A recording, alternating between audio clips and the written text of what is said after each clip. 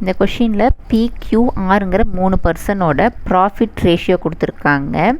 அவங்களோட time period ரேஷியோவும் கொடுத்துருக்காங்க. Investment ratio என்னென்னு கேட்டிருக்காங்க. ப்ராஃபிட் ரேஷியோ என்னென்னு எழுதிக்கலாம்.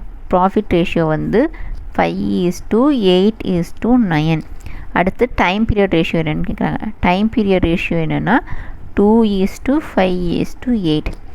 இன்வெஸ்ட்மெண்ட் ரேஷியோ என்னென்னு கேட்குறாங்க. இப்போது இன்வெஸ்ட்மெண்ட்டு, ப்ராஃபிட், டைம் எல்லாம் இருக்க மாதிரி ஃபார்முலா என்னென்னா P = I/T. அப்போ I = P/T. அப்போது இன்வெஸ்ட்மெண்ட் ரேஷியோ நமக்கு கிடைக்கணும்னா இன்வெஸ்ட்மெண்ட் = இது P/T. அப்போது 5/2, 8/5, 9/8. இப்போ கீழே இருக்க டினாமினேட்டரெல்லாம் எலிமினேட் பண்ணணுன்னா இதோட எல்சிஎம் நம்பரை நியூமரேட்டரில் மல்டிப்ளை பண்ணணும். இது 3ஓட எல்சிஎம் என்னென்னா 40.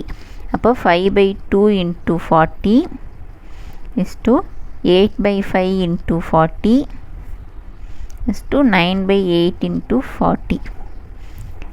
இது வந்து 20, இது வந்து 8, இது வந்து 5. அப்போ ஆன்சர் என்ன? 100:64:45. ஆப்ஷன் C தான் ஆன்சர்.